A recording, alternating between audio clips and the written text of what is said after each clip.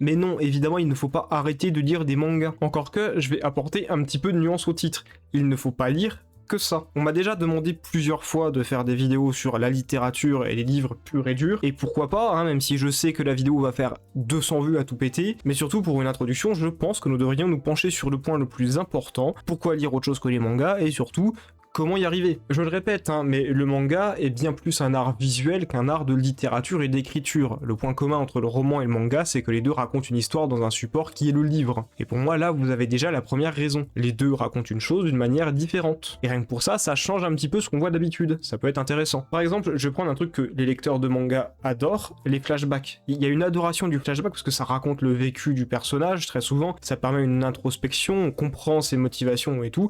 Le flashback, c'est trop bien, on remercie le flashback. Vous voyez, c'est le truc qu'on voit toujours dans la communauté manga anime. On parle énormément d'écriture en oubliant que l'écriture et l'histoire passent surtout par le dessin. On va vanter le fait que les personnages soient gris, soient développés, on fait même un culte autour de ça, bien plus qu'autour du reste. On se focalise sur le personnage, très souvent c'est lui qui fait qu'on aime une histoire. Écoutez-moi bien, hein, toutes ces qualités que vous vantez, qui sont totalement recevables au passage, elles sont tout autant présentes dans les mangas que dans les romans, voire même encore plus dans les romans. Si vous voulez du développement de personnages gris, une dualité, le conflit du bien et du mal dans l'interne avec les tiraillements du personnage qu'il vit, bah vous lisez Demian de Herman Hesse. Et pour le coup, vous avez de la glorification de personnage, puisque tout se passe à travers les yeux de Sinclair, qui est le personnage principal. Même si le roman s'appelle Demian, c'est bizarre. Et d'ailleurs, en parlant de livres, n'hésitez pas à vous abonner, à me dire en commentaire quels sont vos livres préférés et lesquels vous recommandez. Ça marche aussi avec les mangas, franchement, n'hésitez pas. Mais bon, je comprends très bien ce que vous allez reprocher, le manque d'images. Et je ne vais pas tourner ça en ridicule, au contraire, j'ai toujours trouvé ça idiot de rabaisser les gens pour cette raison. On s'extasie sur des peintures et sur des lignes de texte, puis quand il y a un médium qui essaie de mettre les deux ensemble, comme par hasard, c'est pas bien ou c'est pour les enfants. Faut arrêter avec ça. Et je dirais même que le manga et la bande dessinée, ça va essayer d'aller plus loin que la peinture, puisque ça veut raconter une histoire supplémentaire et d'une manière différente à la peinture. Donc ça vaut vraiment le coup de se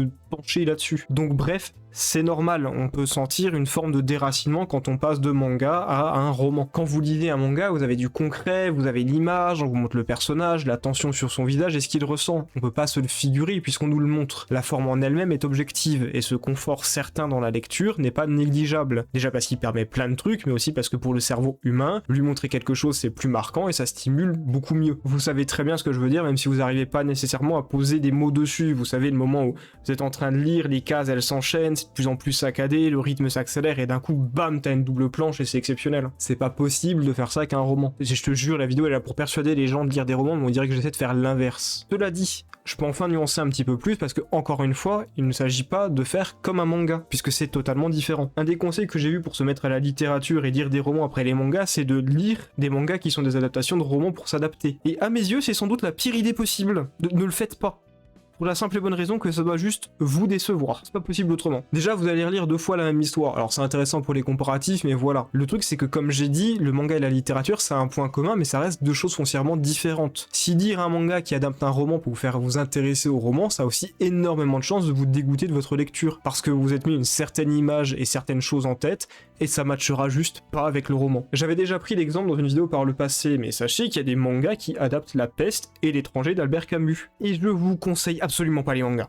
Genre pas du tout. Le meursault, tu ne ressens à aucun moment sa froideur, à quel point il est morne, déconnecté et vide. À ce stade, c'est limite parodique. On dirait un yaoi un peu bizarre avec le personnage principal qui est un peu nonchalant et tout. Ça n'a strictement aucune bribe de l'essence et du malaise profond que t'as pendant la lecture du roman. Et j'ai même pas parlé de La Peste, c'est la même en couleur. Ah, du coup non, puisque c'est un manga. Je suis hilarant. Donc non, lire les adaptations en manga de romans qui peuvent vous intéresser, c'est pas la meilleure idée. En fait, j'ai fait un short dessus, hein. Je sais pas s'il est sorti ou s'il va sortir. Voilà, le mec est en train de lier ses vidéos. Mais je pense que des mangas comme Rakai de Bibliothèque, ça a beaucoup plus de chances de vous pousser à lire des romans. Là-dessus, on s'intéresse aux livres en tant que produit, mais pas seulement en tant que tel. On s'intéresse aussi à la portée qu'ont les livres, la connexion entre les lecteurs, comment les livres influencent le lecteur et comment ces derniers montrent un peu plus qui on est, nous permettent de mieux nous connaître. Vous voyez, c'est seulement à partir de là que vous pouvez commencer la lecture. Il faut que vous soyez intrigué, il faut que ça vous intéresse un petit peu. Je pense sincèrement qu'il y a une manière beaucoup trop frontale et dire tu te fais violence, tu prends le bouquin, tu lis, puis c'est tout. Bah ça marche pas. C'est impossible que ça marche, c'est méchant et c'est violent hein, de le dire comme ça, et c'est inefficace. Si vous voyez déjà la lecture comme un devoir ou comme une obligation, ça ne peut pas marcher. C'est bien pour ça que l'école a un grand rôle à jouer dans le fait de dégoûter les gens de la lecture. Déjà parce qu'on est beaucoup trop jeune pour s'intéresser à Bellamy, on n'a rien à foutre de son histoire à Bellamy. Déjà que j'aime pas Maupassant, alors imaginez quand t'as 15 ans quoi. Qu'on s'accorde Demon Slayer ou One Piece, n'importe quel manga populaire, vous le lirez sans problème quand vous aurez envie de le lire. C'est normal, et vous profiterez de votre lecture. Mais c'est parce que ça vient de vous, que ça soit de votre initiative. Si on vous donne comme devoir lis One Piece, il y a déjà la moitié du plaisir de la lecture qui s'évapore, de facto.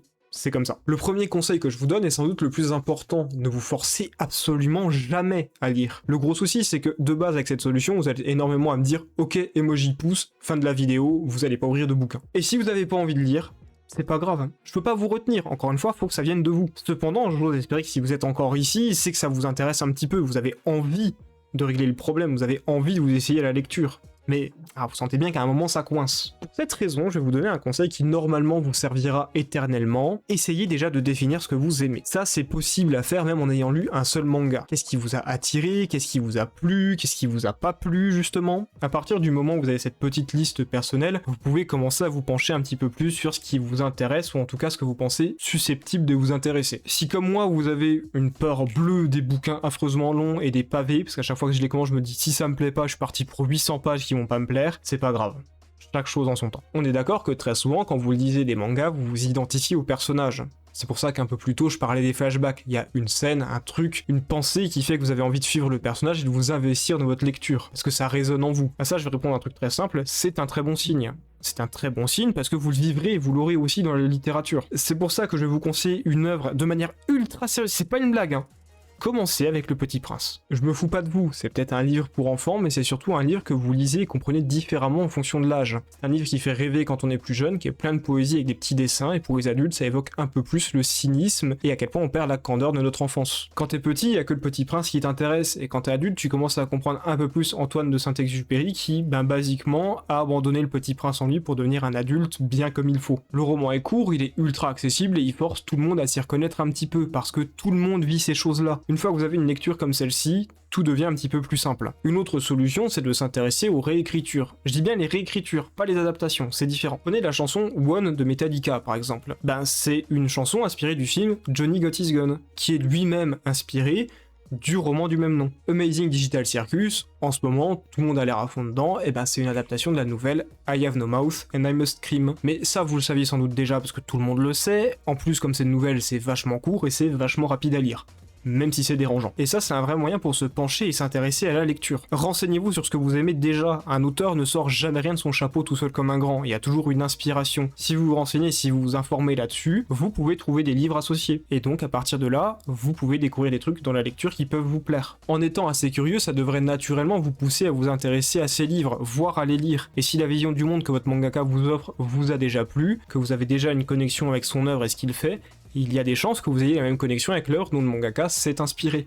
Au moins en partie. Pour rappel, un des trucs qui m'a le plus poussé à lire à la base, c'est Limbus Company, parce que les personnages sont inspirés de livres. En liant la lecture à quelque chose que vous aimez déjà, vous rendez la lecture plus facile et plus agréable. Il ne s'agit pas seulement de prendre des livres faciles à lire. Un livre facile à lire, s'il vous intéresse pas et qui vous plaît pas, ça sera plus difficile à lire qu'un pavé de 1000 pages qui vous touche et qui vous intéresse. D'où le conseil que j'ai donné de ne pas se forcer. Si un truc vous intéresse vraiment pas, c'est comme ça, on peut pas tout aimer non plus. Plus vous vous intéresserez à des créations artistiques, livres, mangas, films, musique, peinture, plein de trucs différents, plus vous vous intéresserez de facto à la lecture. Tout part de votre initiative et sans doute de votre envie d'en savoir plus sur des œuvres que vous aimez déjà. Et maintenant, pour finir la vidéo et surtout pour répondre à la grande question que vous posez sans doute, parce que oui, je sais que nos générations ont du mal à se concentrer sur une seule chose, encore une fois, personne ne vous force à lire. Essayez d'aller à votre rythme, de lire un petit peu, morceau par morceau. De toute façon, si vous trouvez un bouquin qui vous intéresse vraiment, ça viendra tout seul. Après, si vous avez des problèmes type TDA, etc., ça j'ai pas vraiment de solution, je suis désolé. Mais sinon, c'est vraiment comme n'importe quel sport. Une fois que le corps et l'esprit s'y habituent, ça devient plus facile. Et surtout, ça devient plus plaisant. Oui, j'ai tourné sur 2 jours. J'ai pas eu le temps de finir hier, voilà. Ça arrive. C'est pour ça que la lumière est horrible, parce que je fonctionnais à la lumière naturelle. Et la luminosité aujourd'hui est différente. Bref, pour en revenir au sujet précédent, ceux qui ont du mal à se concentrer sur la lecture, j'ai quand même 1 ou 2 petits exercices à vous proposer qui peuvent vous aider. Le premier, c'est de mettre un timer. Vous vous mettez, on va dire, 30 minutes. L'objectif, c'est pas de lire pendant les 30 minutes toute pile, parce que bon, si c'est pour t'arrêter en plein milieu d'une phrase ou d'une page, c'est pas intéressant. L'objectif, c'est de s'approcher le plus possible de ces 30 minutes. Si vous faites 20 minutes, c'est pas grave. Si vous faites 15 minutes, non plus. Mais avoir cette espèce de petit objectif concret peut aider. Et si vous êtes à fond dedans et que vous avez envie de faire plus de 30 minutes, bah c'est que c'est déjà gagné en soi, donc tranquille, c'est bon. L'autre solution, que je préfère un petit peu, si vous avez des chapitrages dans le livre, c'est de vous intéresser et de focaliser sur un chapitre précis. On va dire, vous vouliez lire donc 3 chapitres pour la première fois. Votre objectif, ça va être de viser le 3e chapitre. Comme ça, vous vous y arrêtez et vous avez un objectif plus concret. Avoir un objectif plus concret, ça aide beaucoup pour se concentrer et ça aide à se déterminer et à se pousser un petit peu. Ça, c'est les 2 exercices que je peux vous proposer. En général, quand on commence, je trouve que ça peut aider. Et ensuite, si vous posez la question, j'ai fait une micro-liste parce que j'ai pas lu assez de bouquins, voilà, je suis pas assez érudit sur le sujet, mais des bouquins que moi j'aime beaucoup et que je trouve être intéressants pour quelqu'un qui veut commencer la lecture. En plus, ils sont pas ultra long non plus, ça se lit assez bien. Vous avez donc L'Arrache-Cœur et l'Herbe Rouge de Boris Vian, Demian de Hermann Hesse, Les Hauts de Hurlevent de Brontë, il est un petit peu plus long celui-ci, Des souris et des hommes de Steinbeck et La Chute d'Albert Camus. Je vous propose pas L'étranger, hein, parce que tout le monde parle de L'étranger tout le temps et c'est pas son meilleur livre, donc la Chute c'est son meilleur, et en plus il est un petit peu plus court, franchement il peut vous intéresser. Bref, j'espère que cette vidéo vous aura plu, c'était Béléus, et je vous dis salut à tous.